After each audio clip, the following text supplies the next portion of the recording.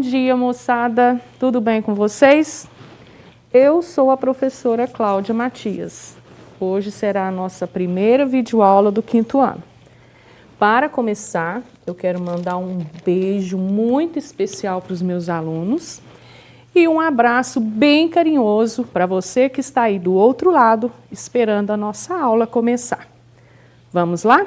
Na última aula, o professor Ronaldo falou sobre a diversidade, a cultura brasileira. Hoje, vamos falar um pouquinho sobre as diversidades existentes em nosso estado, Minas Gerais. Sabemos que o nosso país é lindamente uma mistura étnica, não é mesmo?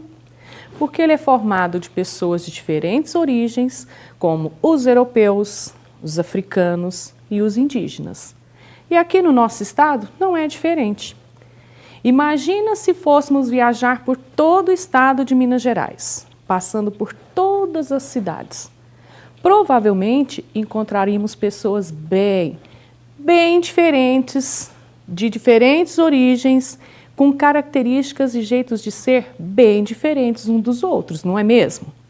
Assim como são as pessoas que você conhece aí na sua rua, seus vizinhos, os seus colegas lá da escola, os amigos da igreja, não é mesmo? Vamos observar ainda o uso das diferentes linguagens e tecnologias no processo de comunicação, avaliando os significados sociais, políticos e culturais atribuídos a elas. E nesse processo todo, aprender o que são palavras polissêmicas. Uau! Quanta coisa, hein? Então, preparem-se, concentre-se e vamos começar!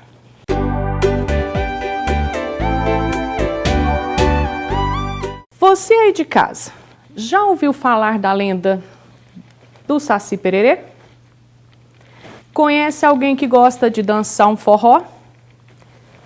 E você, gosta do funk? Ah, aposto que gosta, né? Já participou de festa junina aí na sua escola ou na comunidade da igreja, no seu bairro? E a festa de Congada aqui de Uberlândia? Esses são alguns dos elementos da nossa cultura mineira. A cultura de um povo é formada por vários elementos, como, por exemplo, crenças, ideias, mitos, valores, danças, festas populares, alimentação, modo de se vestir e vários outros fatores. E uma característica muito importante de uma comunidade, porque a cultura ela é transmitida de geração em geração e demonstra aspectos locais de uma população. Agora eu vou convidar você para a gente fazer uma viagem. Uma viagem? Ah, mas tem que ser imaginária, porque com a pandemia tem que ficar todo mundo dentro de casa, certo? Mas a nossa imaginação não está em isolamento social. Então vamos lá, feche os olhos. Nesse momento, além de você fazer uma viagem imaginária, você também vai conseguir perceber como que o nosso coleguinha, que é deficiente visual, consegue imaginar o seu mundo ao seu redor. Então vamos lá, vamos começar a nossa viagem, hein? Fechando os olhos. Você consegue imaginar o tamanho do nosso Brasil? Fechados os olhinhos aí que tem menino que está abrindo o olho, não pode. O Brasil, por conter uma grande dimensão territorial e uma população numerosa e miscigenada, lembra o que é miscigenado? Mistura de etnias, ok? Com grande quantidade de descendentes indígenas, europeus, africanos, asiáticos e os outros imigrantes que chegaram por aqui. Então, apresenta uma vasta diversidade cultural do seu povo. Graças a essa diversidade, temos as festas folclóricas, como as festas junina, o congado, folia de reis, carnaval, uma culinária diversificada e deliciosa. Pão de queijo, canjicada. Não pode parar aí na viagem para comer, não. Bolo de milho, várias crenças e todos os tipos de manifestações culturais, mostrando toda essa mistura étnica brasileira. Conseguiu imaginar tudo isso nessa viagem aí? Muito bom, não é? Agora vamos lá, voltando da viagem. Viu? Você hoje saiu de casa e nem correu risco de se contaminar. Fizemos essa viagem imaginária para você perceber que devemos reconhecer e respeitar as diferentes culturas. Aprender que não existe uma melhor ou mais desenvolvida que a outra. E sim, que cada um tem a sua origem, a sua história. Então, ó, a diferença nos enriquece, o respeito nos une. Quando falamos em diversidade cultural, você sabia que a diversidade cultural de Minas Gerais é uma das maiores riquezas e um dos patrimônios mais importantes do Brasil? Isso mesmo. Mas não fica aí pensando assim, nossa, eu moro aqui em Minas Gerais e não sabia disso. Vou te contar um segredo. Aposto que se fosse feita uma pesquisa hoje, nos 853 municípios de Minas Gerais, descobriria que muitos moradores fazem essa cara igual que você fez aí na sua casa. Eu não sabia disso. A maioria das pessoas que moram em Minas Gerais, e principalmente em outros estados brasileiros, infelizmente não conhece a cultura mineira. Não sabe que o estado de Minas Gerais detém boa parte do patrimônio histórico nacional. Lembrando, patrimônio histórico é um título conferido a um bem ou um imóvel que seja considerado valioso para uma comunidade. E suas cidades centenárias contêm importantes registros materiais que narram episódios importantes da história do Brasil, além de serem palcos para manifestações artísticas. Vou te contar outro segredo. Vale a pena conhecer as cidades históricas de Minas Gerais. As manifestações folclóricas em Minas têm suas origens nas tradições, nos usos e costumes dos colonizadores portugueses. Lembra que os portugueses foram aqueles que chegaram ao Brasil, povoou e colonizou a terra que já era habitada pelos indígenas, certo? E também com forte influência das culturas indígenas e africanas. Essas influências estão presentes no artesanato, na culinária, na comida típica, nas danças típicas, na música, na literatura, no folclore, com as manifestações populares, assim que acontece aqui e em todo o Brasil, que eu já comentei aqui com vocês, certo? Consegue perceber como que é linda, rica e bem diversificada a nossa cultura mineira? A cultura mineira foi produzida ao longo dos tempos e das relações sociais, com diversos ingredientes que foram se misturando. Conhecer um europeu ali, um indígena aqui, um africano acolá, e foi aprendendo o costume de cada um, a crença do outro e construindo o jeito mineiro. A cultura mineira, inclusive o dialeto mineiro, que é chamado de mineirês. Você conhece o dialeto mineirês? O dialeto mineirês apareceu durante o século XIX, após a decadência da mineração, quando o estado sofreu influência do dialeto do Rio de Janeiro no Sudeste, enquanto a região sul do Triângulo Mineiro passou a falar a mescla entre o caipira e o mineiro. Mas atenção, hein? O dialeto mineiro, ele deve ser diferenciado do dialeto caipira, que é aquele falado lá nas áreas do interior de São Paulo, no sul de Minas Gerais, no sul do Goiás e no norte do Paraná. O dialeto mineiro é o jeitinho do mineiro falar, que só ele que sabe. Quer ver só? Olha essas palavras. Mas nem arreda. Cocê é procê.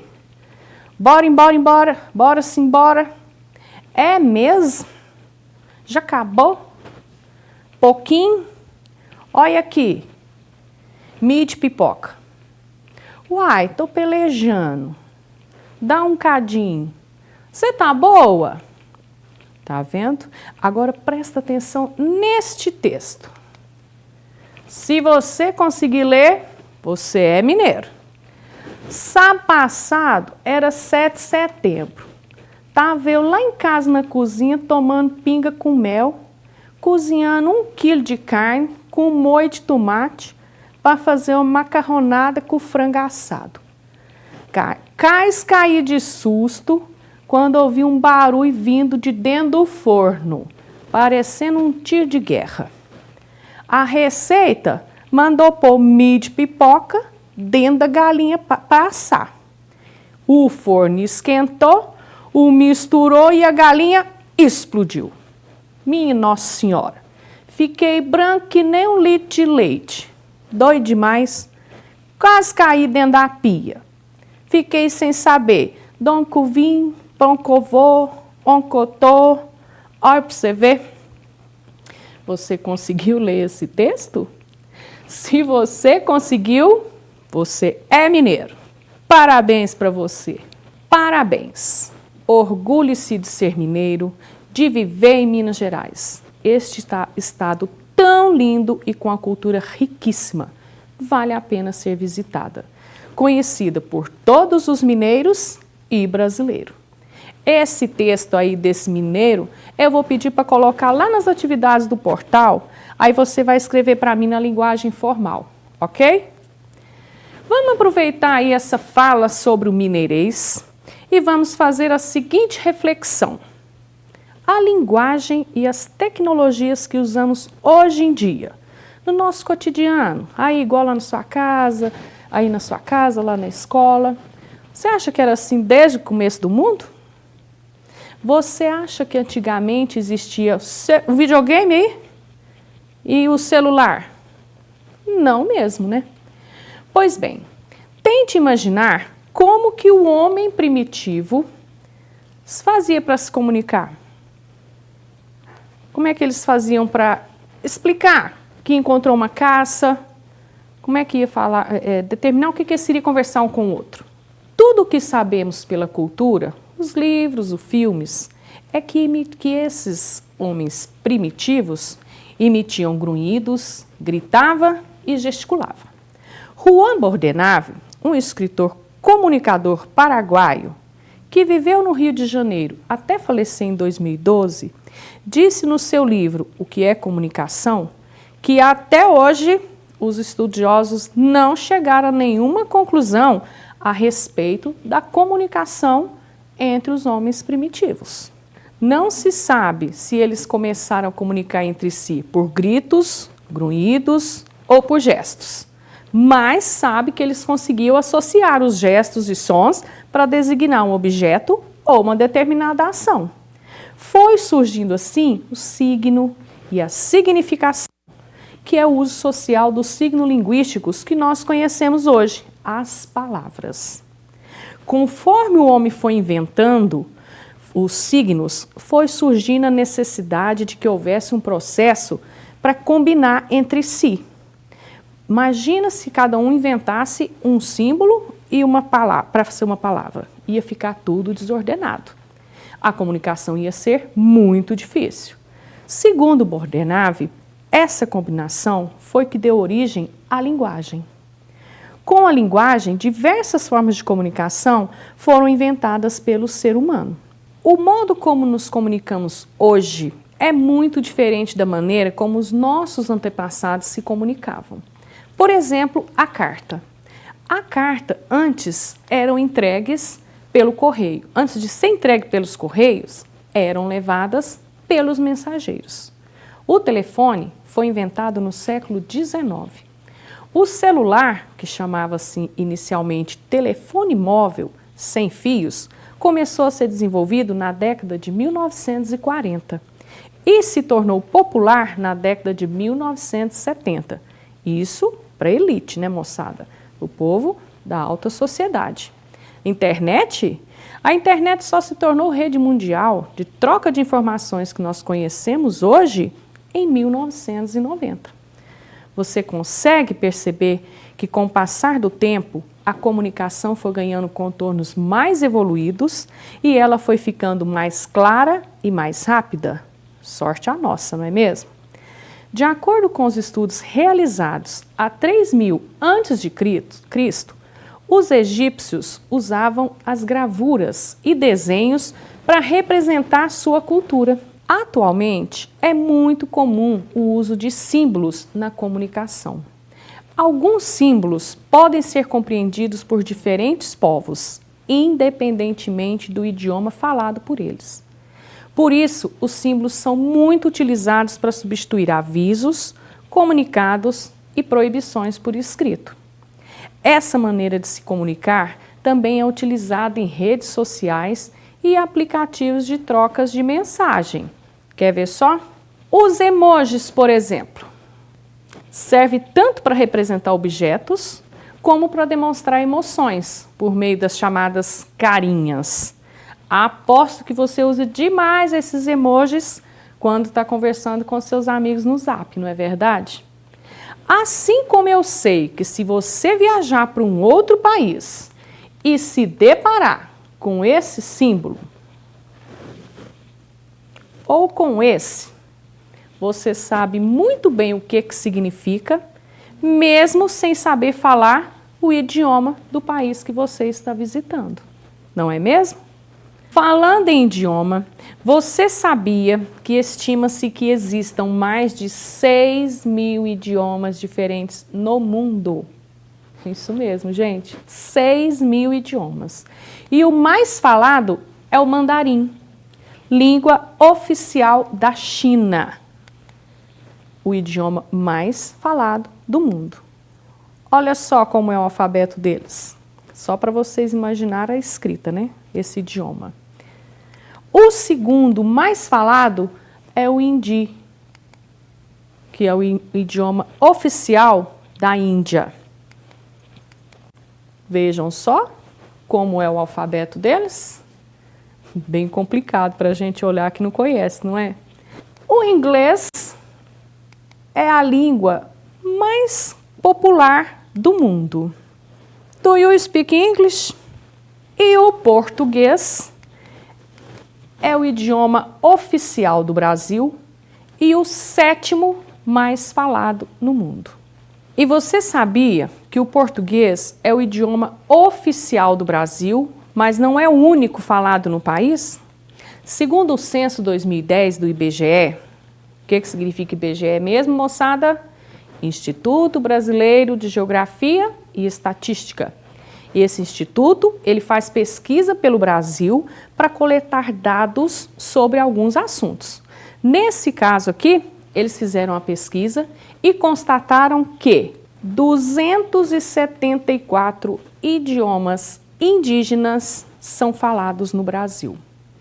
Outra informação bem interessante, a nossa legislação brasileira reconhece a Libras, a língua brasileira de sinais, como a 2ª língua oficial do Brasil. A Libras é uma língua utilizada pela maioria das pessoas da comunidade surda brasileira, que se comunica utilizando os movimentos das mãos, expressões faciais e corporais. Por isso que nós temos os intérpretes em nossas videoaulas, para que os estudantes com deficiência auditiva possam acompanhar as nossas aulas. Certinho?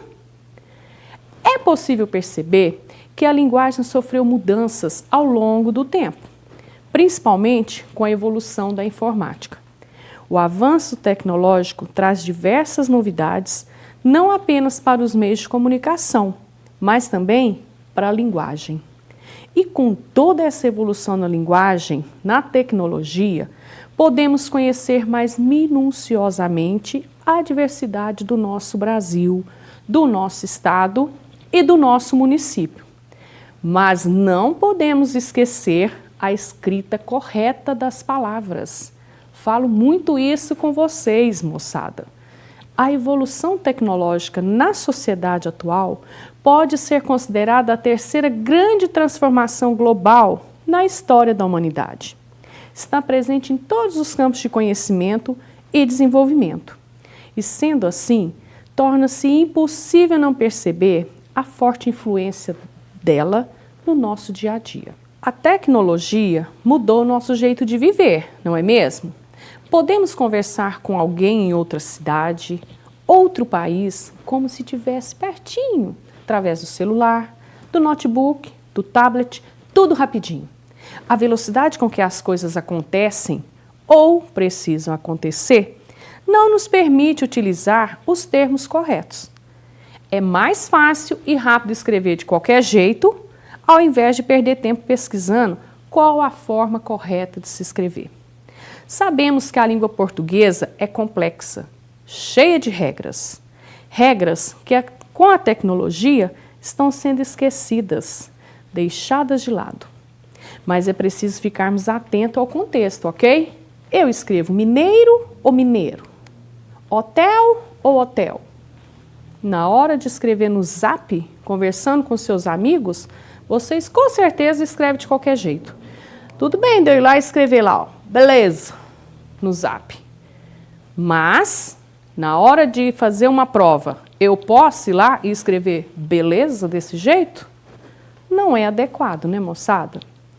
Estamos falando sobre a diversidade que existe no Brasil, em Minas Gerais, das crenças, dos costumes, do jeitinho mineiro de falar. E nesse contexto todo, eu peço para vocês. Eu agora vou falar algumas frases no dialeto mineirês. E quero que vocês reescrevam elas para mim na linguagem formal. Tá ok? Pega o lápis, que eu já vou lendo as frases aqui. Nó, que dor de cabeça. Pega uma cebola de cabeça, por favor. Você é o cabeça do time. Percebe que está no dialeto mineirês e que eu usei uma palavra em comum nas 3 frases. Agora, vamos conferir com a sua escrita aí, se você escreveu certinho na linguagem formal. Nossa, que dor de cabeça. Pega uma cabeça de cebola, por favor. Você é o cabeça do time. Observa. Escreveu certinho? Ótimo. Agora eu quero que vocês me falam. Qual foi a palavra que repetiu nas 3 frases? Cabeça. Isso mesmo. A palavra foi cabeça. Observando a cada frase, elas têm o mesmo significado? Nossa, que dor de cabeça. Eu estou me referindo à cabeça do nosso corpo, não é isso? Quando eu falo, pega a cebola de cabeça, por favor, eu me refiro à cebola, à hortaliça que a gente come. Ou não, né? Que tem gente que odeia cebola. E na terceira, você é o cabeça do time. É aquela pessoa que lidera, que está no comando, como se fosse o capitão, né? Pode ser no time de futebol, no time de vôlei, aquele grupinho de trabalho que você faz na escola, ok? Esse tipo de palavra, igual usei a cabeça, que tem vários significados, nós chamamos de palavra polissêmica. Professora Cláudia, polissêmica, o que é isso? A palavra polissêmica, ela é uma palavra que tem muitos significados. Poli, muitos. Semia, significados. Então, você pode usar uma palavra em vários contextos diferentes, que foi o que eu mostrei para vocês nas frases do mineirês, né? Vamos dizer assim. Só para vocês entenderem a situação em que eu posso usar uma palavra em vários contextos. Entendido?